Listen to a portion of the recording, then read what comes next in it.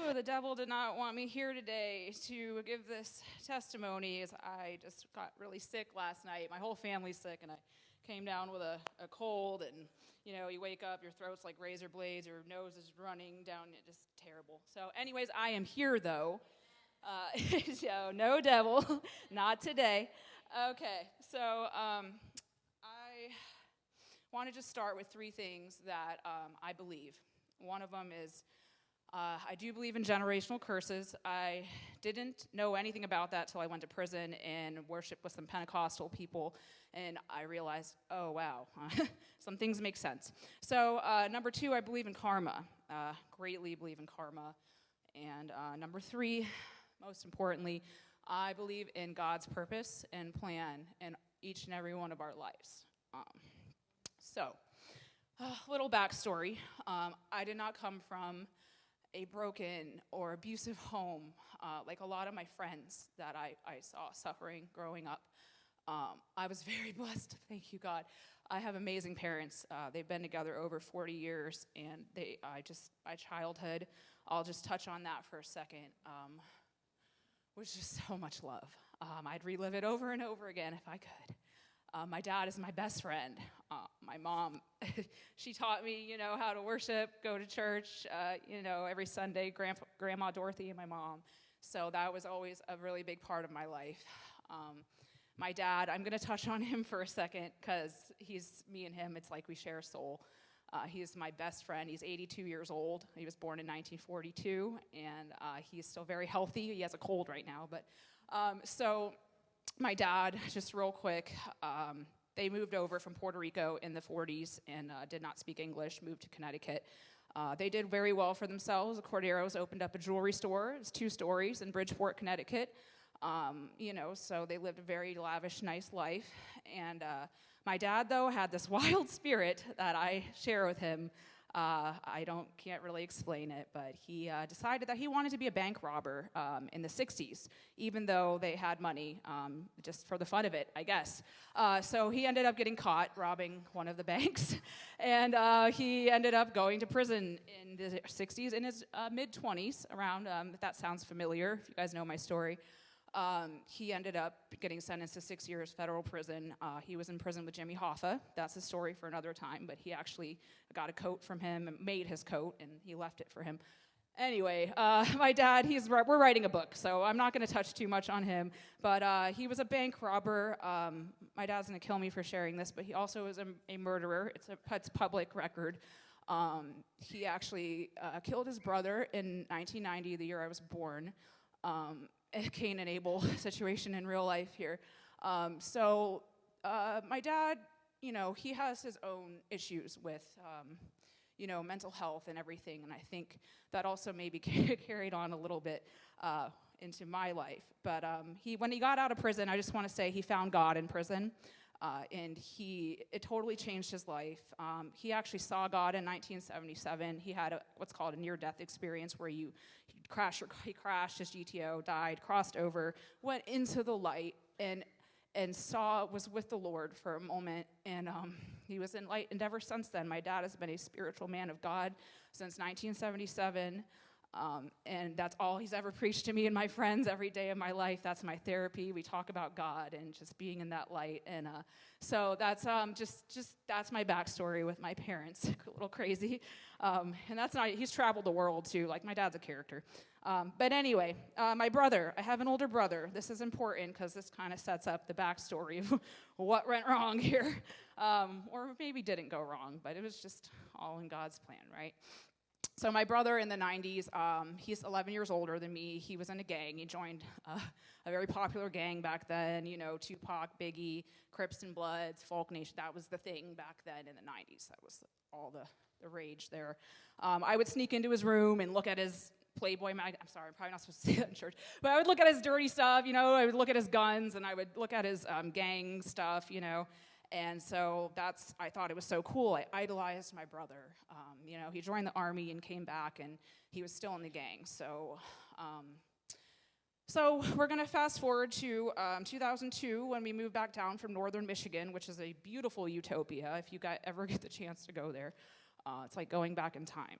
So that's where I grew up, partially. I went to 6 different elementary schools. I just want everyone to know. So, and I'm a shy kid, so that probably had something also to do with some of my issues, moving around so much. But we finally landed back in South Palm Avenue, right over here behind the Chevy dealership.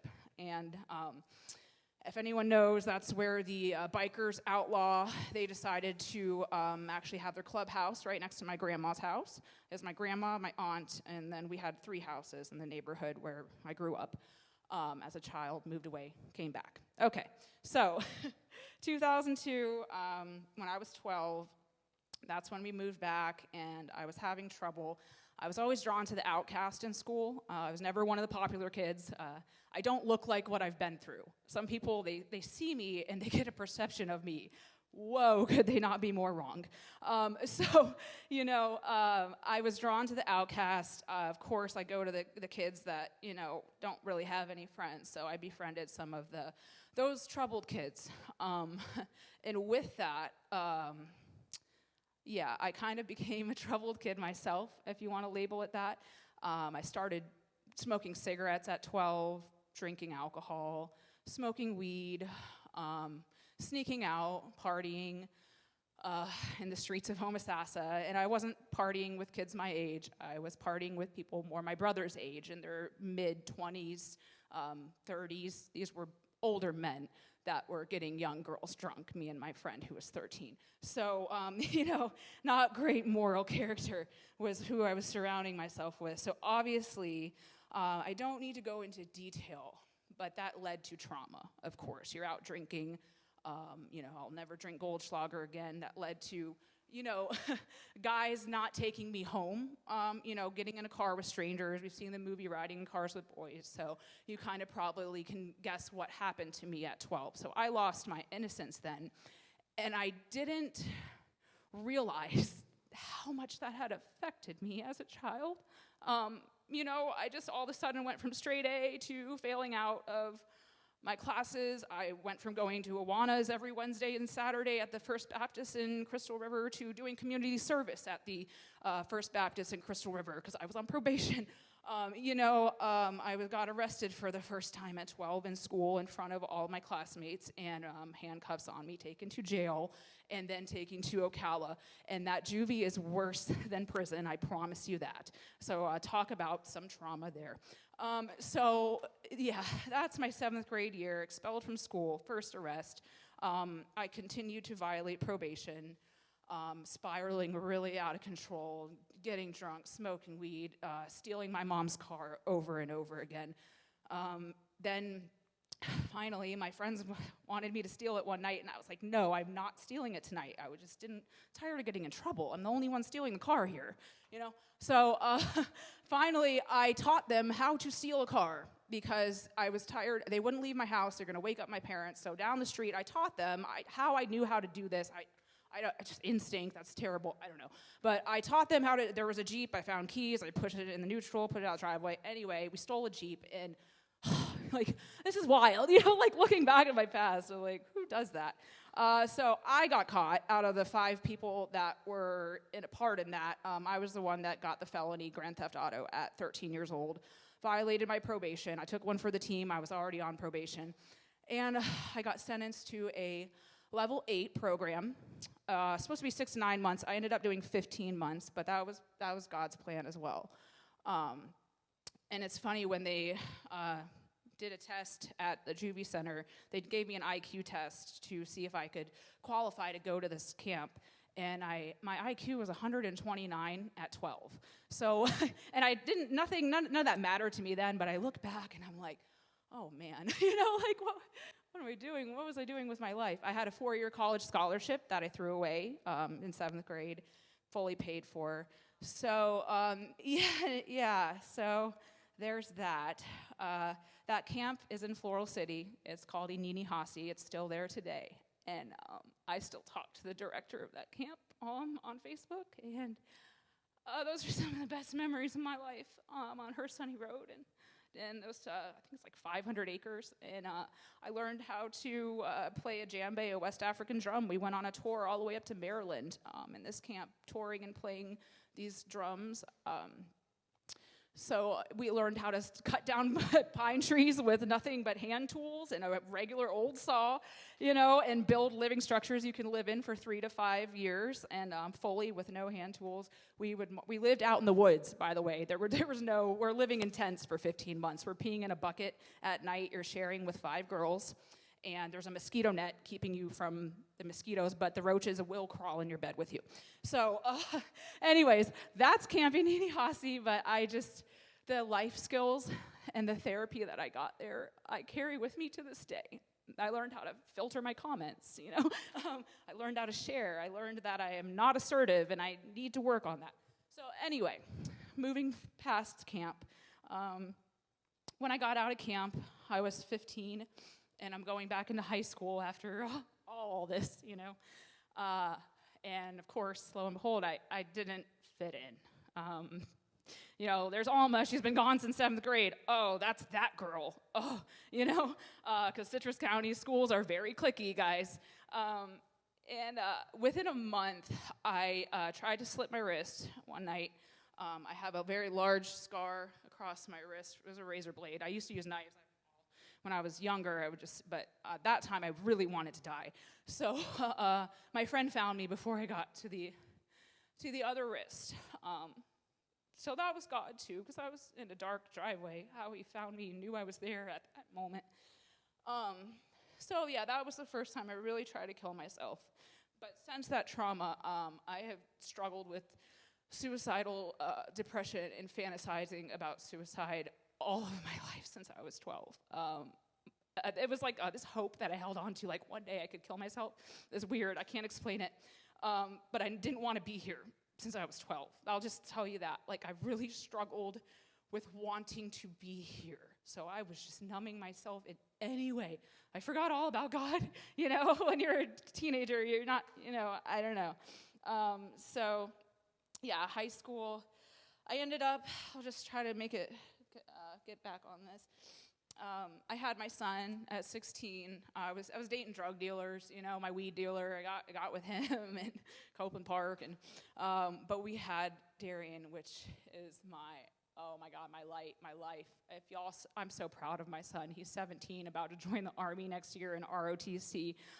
He is an AB honor roll student in high school. Like, how did I raise him? I don't know, guys. But he is the light of my life. I had him on my birthday when I was 17. God gave me that gift when I was 17 because he knew I wanted to die, and that was the only thing that was going to keep me here, was another life to love and a purpose that at that time, that's what God gave me. So, but anyway, we'll fast forward through all the bad relationships, because we know people with trauma, they tend to kind of gravitate towards more trauma and those unhealthy things that they know, those patterns. So I was, in a very abusive, terrible relationships. I had a daughter at 19, and I walked away from my daughter and her father and just took my son and went to Texas and got in another abusive relationship for 4 years. And I was addicted to K2, Spice. He was a correctional officer, so he worked at a prison. We couldn't smoke weed.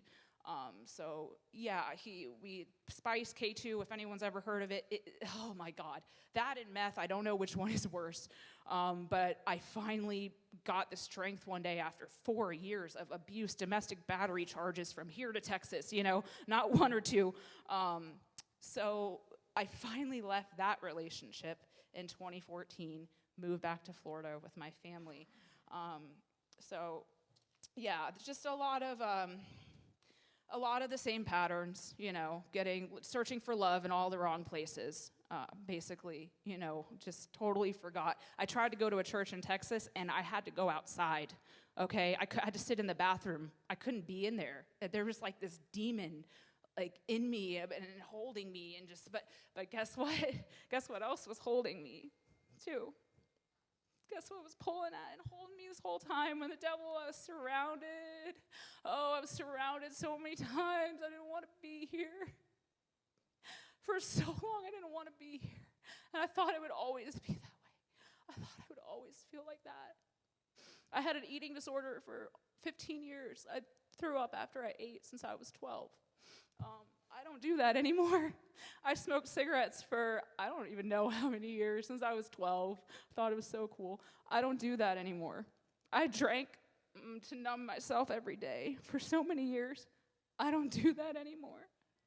I was putting a needle in my arm. I was one of those people you see riding the bike down the street with the cart in the back, living in the woods and living in dope house. That was me for about 2 years.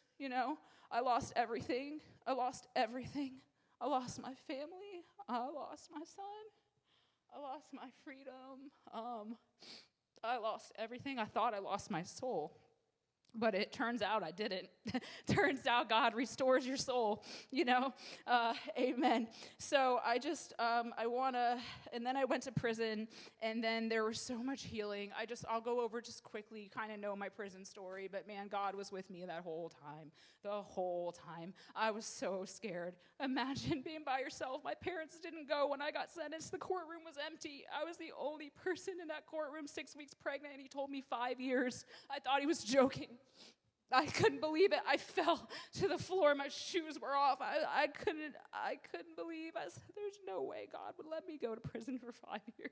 Y'all are funny, But I went. I had my baby there. He's with Paige, one of very best friend. She's raising him. I got to spend 2 years with horses, retired race horses, guys. Beautiful, retired $1 million horses I got to ride in prison free. No guards anywhere. 100 acres of freedom right there, 2 years, every day. I was out there 6 days a week, 2 years with those horses, and they were keeping me sane.